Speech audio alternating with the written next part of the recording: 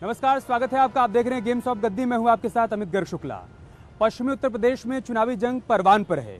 CM Yogi Adityanath ने आज मेरठ में 2 जनसभाएं की, विपक्ष पर जमकर प्रहार किया। दूसरी तरफ ओवैसी ने भी जनसभा की, लेकिन इस दौरान कोविड प्रोटोकॉल का पालन करना वो भूल गए। जयंत चौधरी आज मथुरा में थे, उन्होंने भी चुनावी जनसभा की और अपना अपना पक्ष जनता के सामने रखा।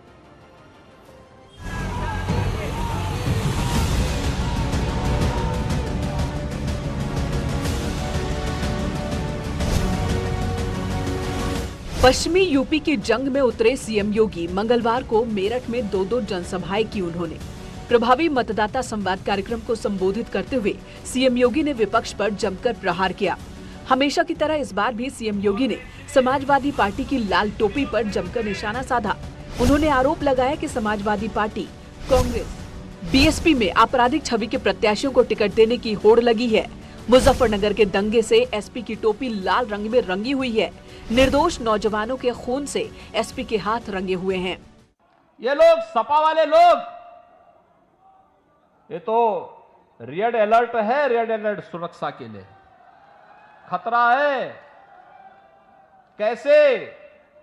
एक तरफ मुजफ्फरनगर के गौरव और सचिन जैसे नौजवानों के साथ साथ सैकड़ों किसानों के खून से इनकी टोपी रंगी हुई है, और दूसरी तरफ राम भक्तों के खून से भी ये टोपी रंगी हुई है। इसलिए सतर्क रहना इनसे। 2017 के पहले हर तीसरे दिन एक दंगा होता था, और दंगाइयों का मुंहतोड़ जवाब वही देगा जिसमें दम होगा ना। जब यहां के नौजवान उसका विरोध करते थे तो इन पे झूठे मुकदमे दर्ज कर दिए जाते थे। झूठे मुकदमे दर्ज हो जाते थे। बेटियों की सुरक्षा खतरे में थी।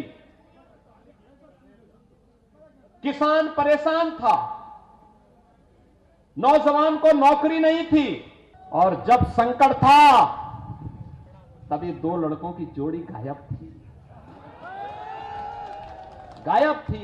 एक लखनऊ से जाटों को पिटवा रहा था, झूठे मुकदमों में उन्हें जेल के अंदर ठूस रहा था। गौरव और सचिन जैसे 9 युवक मारे जा रहे थे, तो व्यक्ति उन दंगाइयों को अपने मुख्यमंत्री आवास पे बुलाकर के सम्मानित करता था। आज शर्म नहीं आती इन लोगों को आपके पास आकर के फिर से गुहार करने की।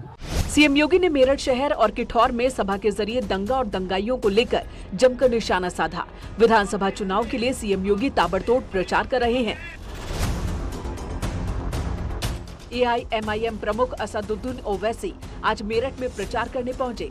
ओवैसी का प्रचार अभियान मेरठ के सिवाल खास क्षेत्र से शुरू हुआ। सिवाल खास में ओवैसी ने डोर टू डोर कैंपेन की। प्रचार के दौरान ओवैसी ये भूल गए कि उनके साथ चलने वाली भीड़ कोरोना को दावत दे रही है। ओवैसी की सभा में खुलेआम कोरोना गाइडलाइंस की धज्जियां उड़ गई। हम पिछड़ा समाज को, कमजोर समाज को, मुसलमानों को अपील कर रहे, अपना घर सुधारो, दूसरे के घर की फिक्र मत करो, अपना घर सुधारो। आपको चॉइस करना है नागनाथ, सांपनाथ और एक मदारी में। इनका साथ मत दीजिए, हिस्सेदारी की लड़ाई लड़िए, अपनी लीडरशिप को बनाइए। उधर मथुरा पहुंचे आरएलडी अध्यक्ष जयंत चौधरी ने बीजेपी सरकार पर निशाना साधा। उन्होंने कहा कि हम लोग विकास के मुद्दे पर इस बार का चुनाव लड़ रहे हैं। उन्होंने भरोसा दिया कि अगर हमारी सरकार बनी तो प्रदेश को एक अच्छी दिशा और गति देने की कोशिश होगी। साथ ही बीजेपी पर उन्होंने निशाना साधा। पीछे जो पिछले सप्ताह ठंड आई थी, मुझे लग रहा है वो बौखलाहट में उनको खुद ठंड लग गई। बीजेपी का कहना है 325 कंबल ओढ़ के लेट जाए। बीजेपी का कहना है 350 प्लस पार करेंगे। अपना गठबंधन कितनी सीटें प्राप्त कर पाएगा यूपी में? कानून व्यवस्था के बारे में आपने पूछा, मैं आपके माध्यम से मतदाताओं को याद दिलाता हूँ, उत्तर प्रदेश की जनता को याद दिलाता हूँ, चौधरी चरण सिंह के प्रशासन को वो याद रखें कितने वो सख्त होते। और गुंडा एक्ट उन्होंने 1970 में बनाया था। तो उत्तर प्रदेश में जो गुंडे हैं, जो भी अपराध करेंगे, उनको पूरा कानून के तहत दंड दिया जाए। पहले और दूसरे फेज की जंग तेज हो गई है। सभी दल अपने अपने तर्कश से बयानों के तीर छोड़ रहे हैं। अब 10 मार्च को ही पता चलेगा कि किसका निशाना सही लगा है। Bureau report, news 18।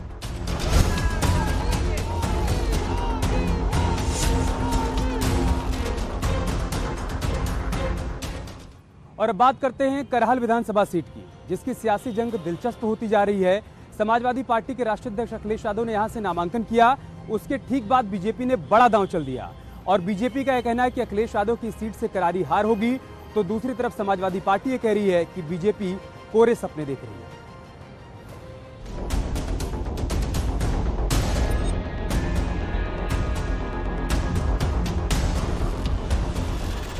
मैनपुरी की करहल सीट यूपी विधानसभा की हॉट सीट बन गई है। समाजवादी पार्टी के अध्यक्ष अखिलेश यादव ने इस सीट से नामांकन कर ताल ठोका, तो बीजेपी ने अखिलेश को टक्कर देने के लिए केंद्रीय मंत्री एसपी सिंह बघेल को करहल से मैदान में उतार दिया।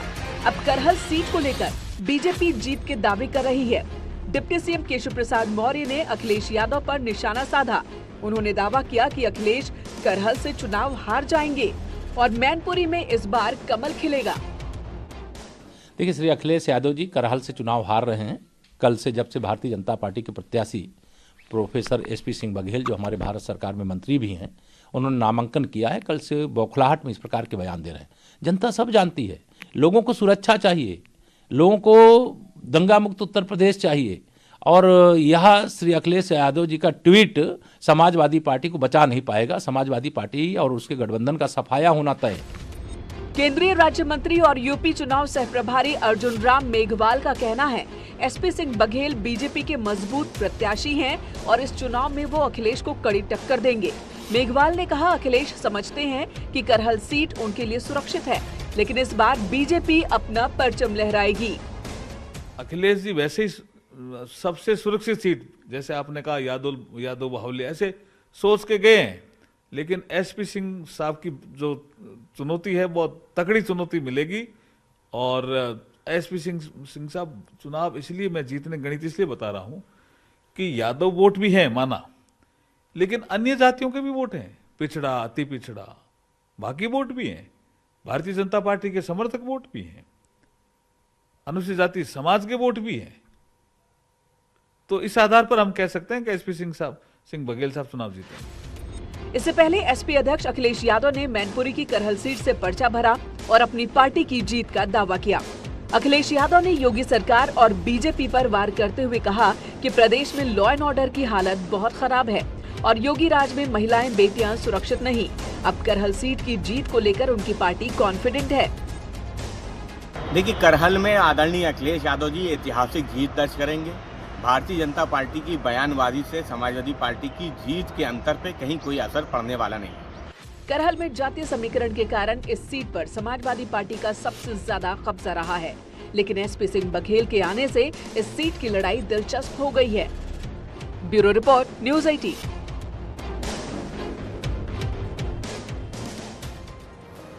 वित्त मंत्री निर्मला सीतारमण ने आज बजट पेश किया और इस बजट में युवाओं और किसानों पर खासा फोकस किया गया है। प्रधानमंत्री मोदी ने भी बजट पर जमकर तारीफ की है, लेकिन विपक्ष को इस बजट से मायूसी हाथ लगी।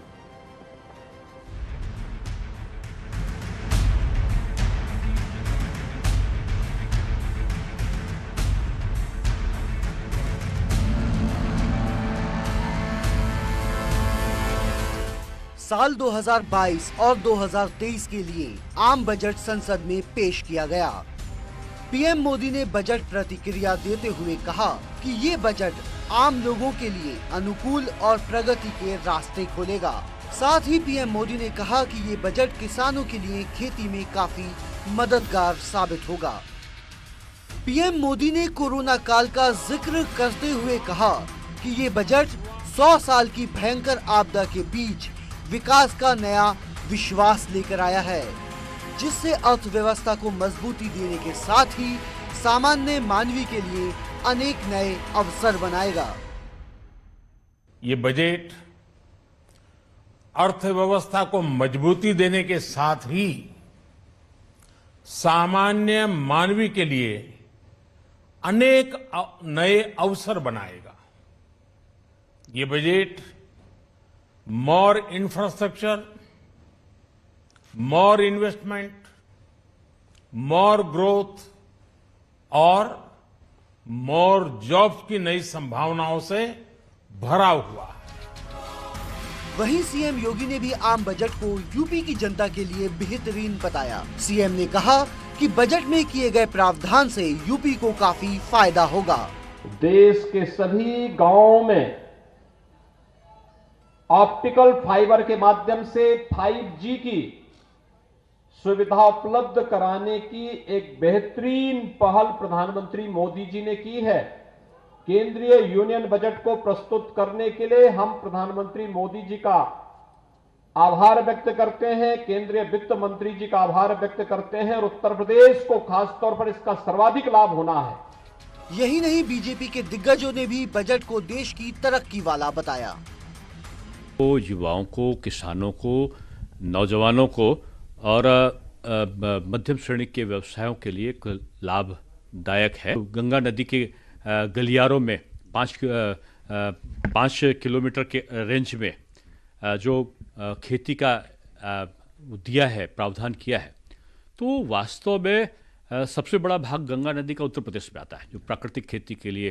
बजट बहुत अच्छा है, एक बहुत प्रोग्रेसिव बजट है, आम आदमी को समर्पित बजट है। बुनियादी ज़रूरतें, रोजगार की सबसे ज़्यादा ज़रूरत है युवा को, ऐसे 60 लाख लोगों को रोजगार मिलेगा, 80 लाख लोगों को मकान मिलेगा, हर घर जल की व्यवस्था के तहत 3 करोड़ 80 लाख लोगों को हर घर जल की व्यवस्था होगी। हालांकि विपक्ष को ये आम बजट रास नहीं आया। विपक्ष का आरोप है कि इस बजट को सरकार ने सिर्फ अपने जिद की वजह से बनाया है। इसलिए इस बजट का सार अगर देखें तो इस बजट का सार है कुछ नहीं, नथिंग। ये इस बजट का सार है।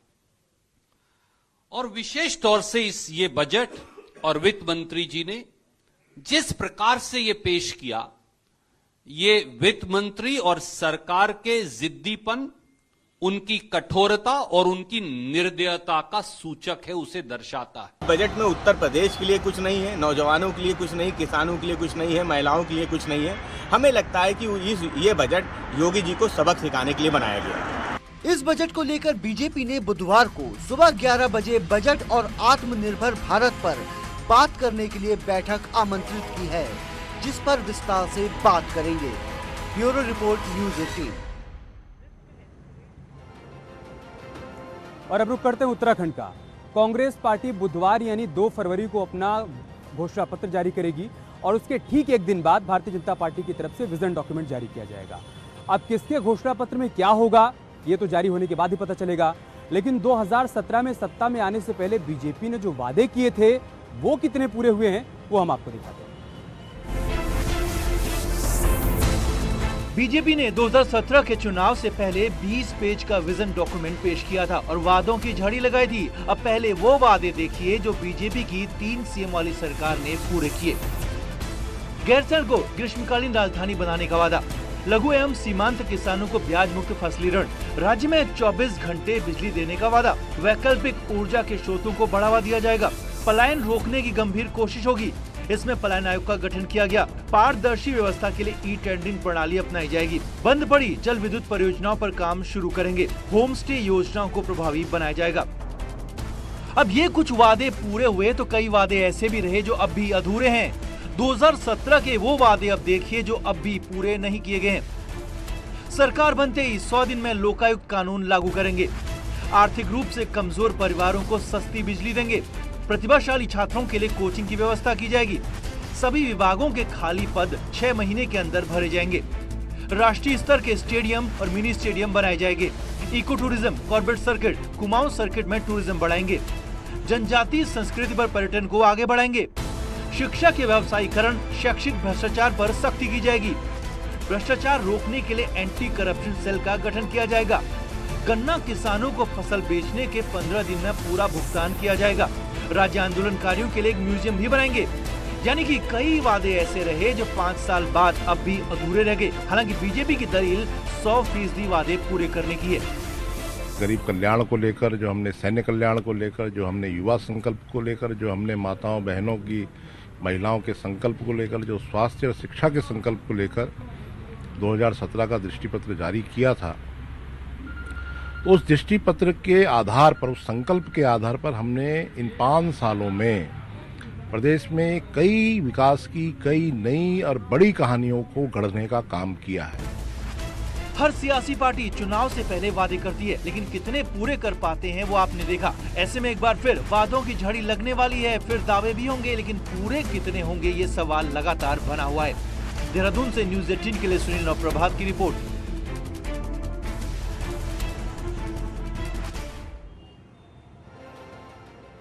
और चलिए इसके साथ ही गेम्स ऑफ गद्दे में इतना ही। खबर जारी है, आप बने रहिए।